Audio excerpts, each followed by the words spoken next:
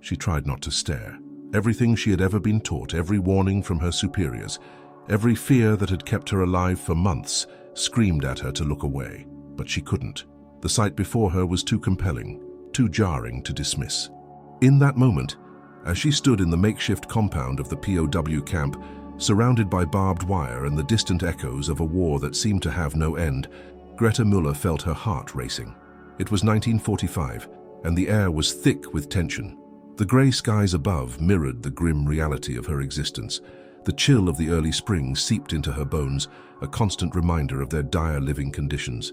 The remnants of a bombed-out German village framed the camp, its crumbling buildings standing as hollow sentinels of a once vibrant community now reduced to a landscape of despair.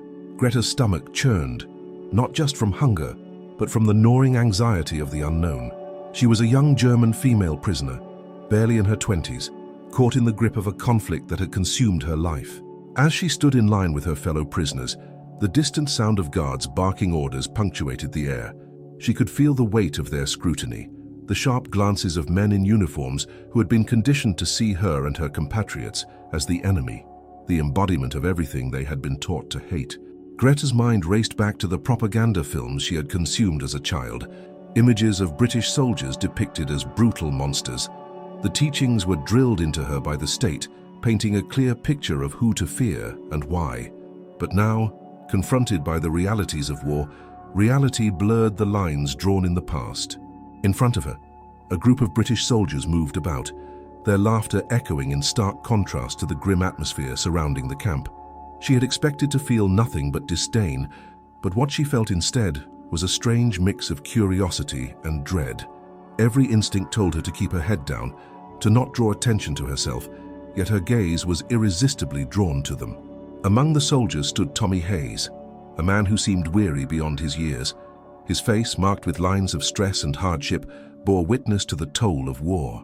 Despite the dirt and grime of battle, there was something in his eyes, an echo of compassion that flickered like a candle in the gloom. His laughter rang out, warm and genuine, mingling with the cold air that surrounded them. It was an unfamiliar sound, one that contradicted everything Greta had been led to believe. This single moment would redefine her entire world. Before we uncover why, let us know in the comments where you are watching from. It's amazing to see how far these stories travel. Now back to 1945. Greta couldn't shake the feeling that something monumental was about to happen.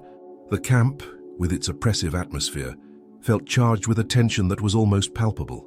She could see the fear etched into the faces of her fellow prisoners, each one grappling with their own thoughts and feelings, their bodies tense with the weight of uncertainty.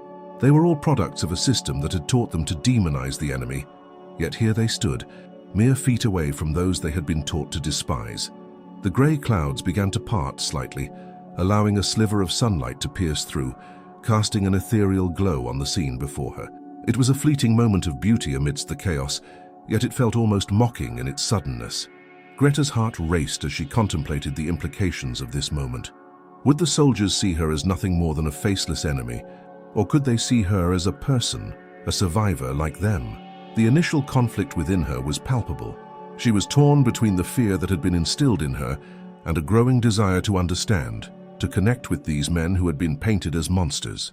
The fight for her life seemed to shift from a physical battle to a psychological one. Around her, the camp continued its grim routine. The guards barked orders in sharp tones, and the prisoners shuffled through their meager daily tasks. Yet, amidst this unyielding cycle of despair, Greta felt a spark of something unexpected: hope. It was a dangerous thought, one that could lead to dire consequences, but it was there nonetheless, flickering like the sunlight that had momentarily broken through the clouds. As the line moved forward, she clenched her fists, her nails digging into her palms. What would happen if she dared to engage with one of them? Would they treat her with the same cruelty she had been conditioned to expect? Or was there a chance that humanity still existed on the other side of the barbed wire? Her mind raced with possibilities, each more terrifying than the last. She had heard whispers among the prisoners of the brutality inflicted upon those who dared to defy the boundaries set by war. Yet, the curiosity nagged at her, a relentless urge to confront her fears and the beliefs she had held for so long. Could these soldiers really be as monstrous as the propaganda had claimed? Or were they merely men, caught in the same storm of conflict that had swept away her own innocence? As she stepped closer to the front of the line, the reality of her situation began to settle in. The moment of truth was approaching, and she felt a rush of adrenaline mixed with dread. Whatever happened next could change everything.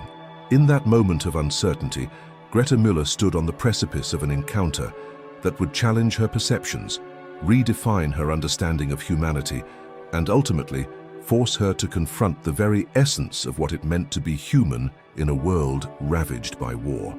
As Greta stood in line, the cold wind whipped through the camp, making her shiver despite the layers she wore. She could see the other prisoners around her, their faces drawn and weary, each woman grappling with her own thoughts and fears. The atmosphere was thick with uncertainty, a palpable tension that hung in the air like the scent of smoke from distant fires. The war had taken so much from them, and each day felt like a struggle to survive both physically and mentally. The camp was a stark contrast to the propaganda she had swallowed whole in her youth. As a child, she had been taught that the Allies were not just the enemy, they were monsters. The stories of cruelty, the images of destruction, had painted a vivid picture of a foe that was utterly devoid of humanity. Yet now, standing here as a prisoner, she felt the weight of her beliefs crumbling around her. The reality of her situation was a far cry from the narratives that had shaped her worldview. Greta's mind drifted to her upbringing in the heart of Nazi Germany. Memories flooded back. The fervent speeches of leaders, the parades filled with uniformed men, the way her heart had swelled with pride and fear as she watched the power of the regime. She remembered her father's stern warnings about the savage enemy lurking beyond their borders, how he had instilled in her a sense of duty to her country and a deep-seated animosity towards those who threatened it. But now, as she faced the consequences of that ideology, doubt gnawed at her. "Did I ever really understand who they were?" she whispered to herself, her voice barely audible against the backdrop of murmurs and shuffling feet. Her thoughts were interrupted by the arrival of new guards. The British soldiers marched in, their uniforms crisp against the drab backdrop of the camp. Greta's heart raced again, but this time it was not just fear. It was a swirling mix of dread and curiosity. Rumors had spread through the camp like wildfire. These were not just any soldiers. They were the ones who had fought on the front lines, who had pushed back the German forces. The whispers of their approach had left her feeling as if she was standing on the edge of a precipice, teetering between the old certainties and an uncertain future. She had prepared for the worst, expecting brutality and disdain. But now she was faced with the reality of human faces, faces that seemed tired and wary, just like her own. As the soldiers took their positions, Greta noticed one in particular. Tommy Hayes, she learned later, stood slightly apart from the others. There was a gentleness in his eyes that contrasted with the hardened expressions of his comrades. His cheeks were sunken, and the shadows beneath his eyes told tales of sleepless nights and burdens borne. He glanced around the camp, surveying the prisoners with a mixture of empathy and profound sadness, as if he could see beyond the barbed wire and the uniforms, straight into their souls. "Keep your head down, Greta," she reminded herself, but her gaze betrayed her. She found herself watching Tommy, trying to decipher the emotions playing across his face. Would he be the monster her upbringing had warned her about? Or was there something more to him, something that contradicted everything she had been taught? As the days passed, the tension in the camp felt almost electric. Tommy and his fellow soldiers interacted with the prisoners, their words laced with a cautious kindness that was both surprising and unsettling. Greta observed them from a distance, her heart racing with conflicting emotions. One moment, she would feel a flicker of hope, the next a surge of fear. Could these men really be different? Or was this merely a facade, a strategy to break her spirit? In her tent, surrounded by the whispers of her fellow prisoners, Greta's mind raced with questions. How long could this facade last? Would the soldiers eventually show their true selves? The uncertainty gnawed at her, leaving her restless and anxious. She could not escape the feeling that she was standing on the brink of something monumental, yet terrifying. Each day, as the British soldiers carried out their duties, Greta felt herself changing, her perceptions shifting with each passing moment. Before we uncover why this moment would redefine her entire world, let us know in the comments where you are watching from. It's amazing to see how far these stories travel. Now back to 1945. The moment she had anticipated finally arrived, when Greta was summoned for a routine medical checkup. The nurse, a young British woman named Sarah, was kind and gentle, her hands steady as she examined Greta. It was the first time Greta had been touched with such care in a long while. The nurse's soft voice and warm smile caught her off guard, and for a fleeting moment, she felt a connection that transcended the barriers of war. As she left the medical tent, Greta's thoughts were consumed by the encounter. How could a woman in a British uniform show such compassion? It was a moment that began to chip away at the walls she had built around herself. She found herself reflecting on how she had dehumanized her captors, how the lens of propaganda had warped her understanding of the world. In the following days, she continued to witness small acts of kindness from the soldiers. Tommy shared rations with a fellow prisoner, offering a piece of bread to one of the older women who appeared too weak to stand. Another soldier helped a young girl who had fallen, lifting her gently and reassuring her with comforting words. Each act, no matter how small, stirred something deep within Greta. It was a clash of emotions. She felt anger at her past beliefs, but also a budding curiosity about these men who had been painted as monsters. Weeks passed, and Greta's internal struggle intensified. Each encounter with the soldiers chipped away at her preconceived notions. She listened to their laughter, saw glimpses of their humanity, and with each interaction, she felt her heart begin to soften. Yet, the fear remained. How could she reconcile these new truths with the stories she had been told her entire life? As she prepared for another day in the camp, she caught sight of Tommy through the barbed wire fence. He was talking to a group of men, his laughter ringing out across the compound. For a moment, she allowed herself to imagine a world beyond the war, a world where they were not enemies, but simply people trying to survive. But the harsh reality of her situation gripped her. She was still a prisoner, still living in a world defined by conflict and hatred. Greta's heart ached as she turned away, wrestling with the conflicting emotions that coursed through her. She felt a flicker of hope, battling against the years of indoctrination that had shaped her understanding of the world. The question loomed large in her mind. Could she truly allow herself to see the enemy as human? With each passing day, the tension in the camp grew, and Greta knew that a reckoning was approaching.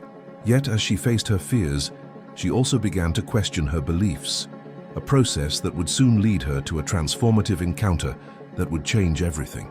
As the sun dipped below the horizon, casting long shadows across the camp, Greta took a deep breath, steeling herself for what lay ahead. She was on the precipice of a new understanding, one that would force her to confront the very essence of her identity and beliefs. Greta's breath caught in her throat as the heavy wooden gate creaked open, revealing a line of British soldiers marching into the compound. A chill spread through her spine, mingling with her racing heart.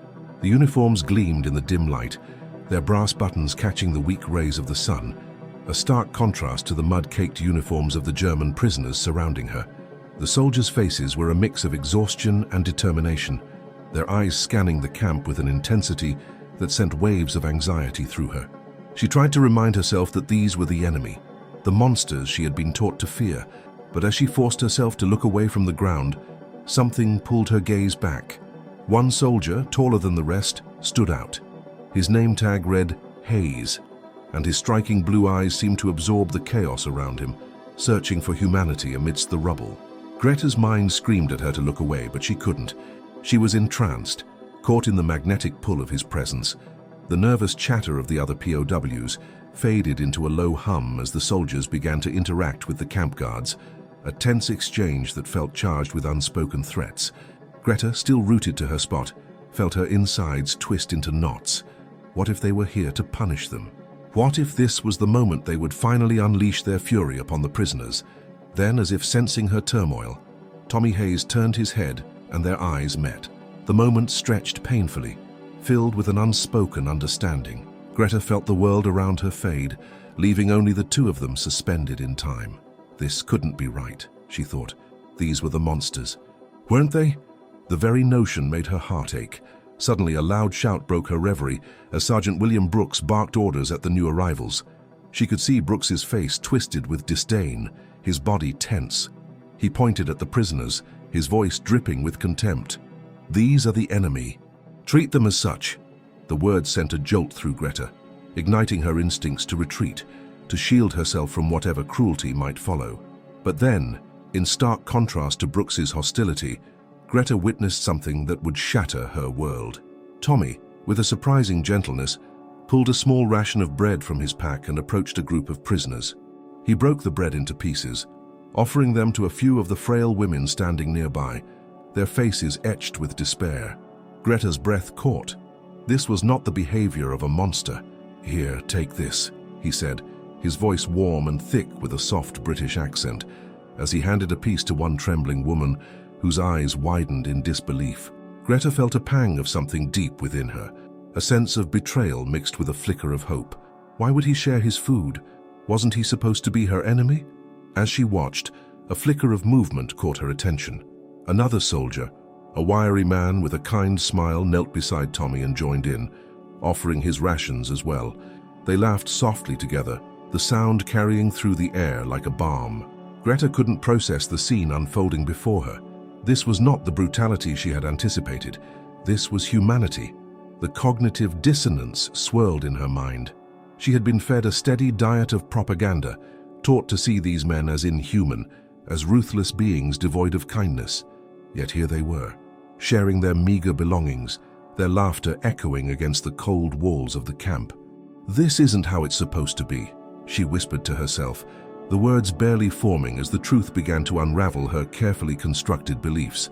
Tommy looked back at her, and in that fleeting moment, she saw something that struck her to her core, a vulnerability, a hint of sadness in his eyes that mirrored her own. It was as if he too was trapped in a world that demanded he be something he was not. The walls of fear and prejudice she had built around herself began to crumble under the weight of his gaze.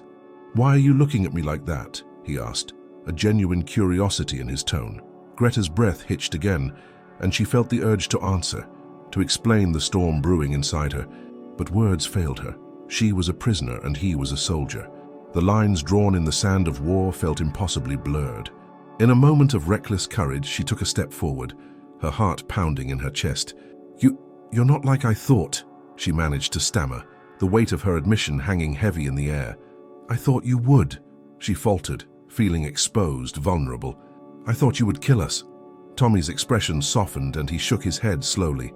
"We're all just trying to survive this, aren't we? I don't want to harm you, none of us do." His voice was steady, calm, and it wrapped around her like a reassuring embrace. Greta's reality began to shift, a kaleidoscope of emotions swirling within her. This encounter was not what she had envisioned. It was a confrontation with her own ignorance, a challenge to everything she had believed. She looked around at the other soldiers, at the kindness being extended, and felt a swell of confusion and hope. As the soldiers continued to distribute their rations, Greta's mind raced with questions. How could this be? If these men were capable of such compassion, what did that mean for her understanding of the war, for her own identity? The humanity she once thought was reserved solely for her side was suddenly a shared trait, a thread that connected them all amid the chaos. But then, as if the universe sought to reclaim the narrative, a tension surged through the camp. Brooks's voice rose again, sharp and aggressive. "Stop wasting your time on these vermin," he shouted, marching toward them. The atmosphere shifted, a palpable tension crackling in the air. "We don't have time for your foolishness. They're the enemy. Treat them as such." Greta's heart raced as she watched the confrontation unfold. Brooks's fury was the embodiment of everything she had feared, and it felt as though he was tearing apart the fragile bridge of understanding that had begun to form between her and Tommy. "Stand down, Brooks!" Tommy's voice rang out, firm and unwavering. "They're not just prisoners, they're people."